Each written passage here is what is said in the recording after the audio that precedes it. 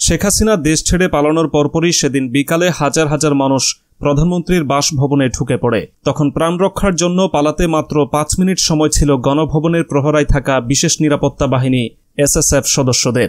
গণভবনের বিভিন্ন ধরনের ট্যাকটিক্যাল গিয়ার, অস্ত্র, গোলাবারুদ, সাজ সরঞ্জাম, বেতার যোগাযোগ ও অপারেশনাল সরঞ্জামাদির মজুদ ছিল এসএসএফের। কিন্তু হাতে সময় একদমই না থাকায় এসব ফেলে শুধু নিজেদের সঙ্গে থাকা ছোট আগ্নেয়াস্ত্র নিয়ে বিভিন্নভাবে গণভবন থেকে সংসদ ভবনে গিয়ে প্রাণ রক্ষার চেষ্টা করেন তারা। জনতা যখন সংসদ ভবনেও ঢুকে পড়ে তখন এসএসএফ সদস্যরা দ্রুত নিজেদের অস্ত্র ও পোশাক খুলে সংসদ ভবনের ভল্টে রেখে সাধারণ পোশাকে আন্দোলনকারীদের সঙ্গে মিশে প্রাণ রক্ষা করেন। পরবর্তীতে পরিদর্শন করে গণভবন ও সংসদ ভবনে থাকা ভল্টগুলো আর পাওয়া যায়নি, যা আন্দোলনকারী বেশে দুষ্কৃতিকারীরা নিয়ে গেছে বলে মনে করছে এসএসএফ। তাদের ক্ষয়ক্ষতি নিরূপণের একটি প্রতিবেদন অনুসারে বিভিন্ন ধরনের অপারেশনাল সরঞ্জাম যেমন অত্যাধুনিক assault rifle, sniper rifle, flashbang grenade, anti drone system, বেতার যোগাযোগের ডিভাইস ও বিপুল পরিমাণ গোলাবারুদ, যার মূল্য ৫ কোটি টাকারও বেশি, সেদিন গণভবন ও সংসদ থেকে লুট হয়েছে এবং নষ্ট করা হয়েছে।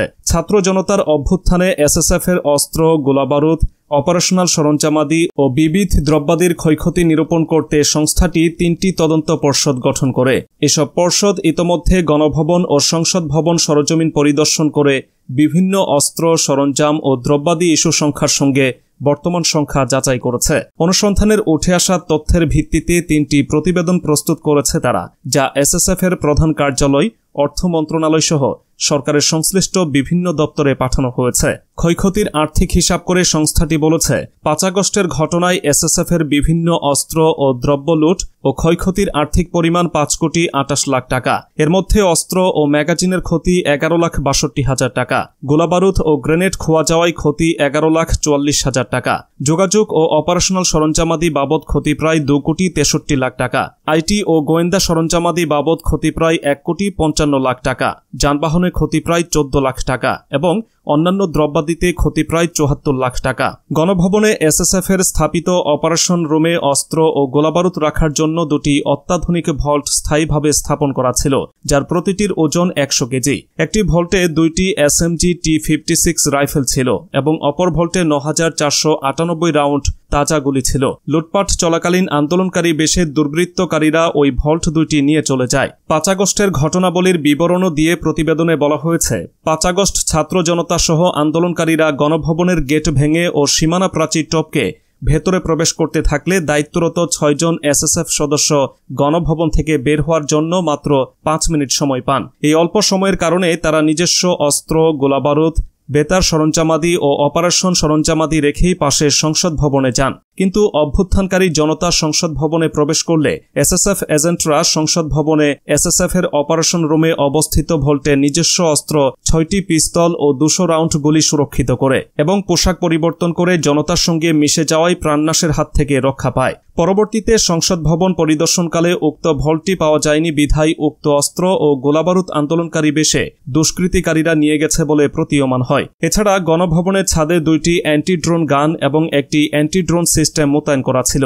অভ্যুত্থানকারীরা গণভবনে ঢুকে পড়লে সময় স্বল্পতার কারণে এসএসএফ সদস্যরা এগুলো খুলে সরাতে পারেননি, যা দুষ্কৃতিকারীরা নিয়ে গেছে বলে প্রতিবেদনে উল্লেখ করা হয়েছে। প্রতিবেদনগুলোতে বলা হয়েছে, সকল ভিআইপি বাসভবন ও সংসদ ভবনে নিরাপত্তা কার্যক্রম পরিচালনার জন্য পিজিআর, এসবি, পুলিশের সঙ্গে যোগাযোগের জন্য ওয়্যারলেস সেট থাকে। এসব ওয়্যারলেস সেট বিভিন্ন কক্ষে সংযোজিত ছিল। সময় স্বল্পতার কারণে এসএসএফ সদস্যরা এসব বেতার সরঞ্জামাদি সংগ্রহ করে নিয়ে যেতে পারেনি। বেশ কিছু বেতার যন্ত্র দুষ্কৃতিকারীরা নিয়ে গেছে।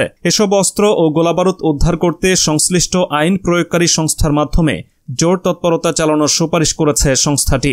ভবিষ্যতে এই ধরনের পরিস্থিতি এড়াতে এসএসএফ এর অপারেশনাল রুম আরও সুরক্ষিত রাখতে একটি আলাদা অফিসার্স পর্ষদ গঠন করতে সুপারিশ করা হয়েছে। এছাড়া এসএসএফ এর সকল বেতার যন্ত্রের প্রাইভেসি কোড পরিবর্তন করে নতুন নেটওয়ার্কে যোগাযোগ করার জন্য সুপারিশ করা হয়েছে।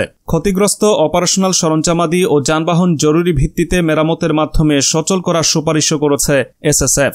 অপারেশনাল কার্যক্রম যুগোপযোগী এবং বেগবান করার জন্য প্রয়োজনীয় অস্ত্র, গোলাবারুদ ও অন্যান্য সরঞ্জাম চলতি 2024 থেকে 25 অর্থ বছরে কেনার প্রয়োজনীয় ব্যবস্থা করা এবং এজন্য অতিরিক্ত বাজেট প্রয়োজন হলে তার ব্যবস্থা করার সুপারিশ করেছে এসএসএফ। উল্লেখ্য, রাষ্ট্রপতি, প্রধানমন্ত্রী বা প্রধান উপদেষ্টা ও সরকার ঘোষিত অন্যান্য অতি গুরুত্বপূর্ণ ব্যক্তিদের নিরাপত্তা নিশ্চিত করতে এসএসএফ অত্যাধুনিক অস্ত্র ও গোলাবারুদ, অত্যাধুনিক যানবাহন, অপারেশনাল ও যোগাযোগ সরঞ্জামাদি ব্যবহার করে থাকে। এগুলো মূলত ভিআইপিদের বাসভবন, কার্যালয় ও অন্যান্য স্থানে সুরক্ষিত অবস্থায় রাখা হয়।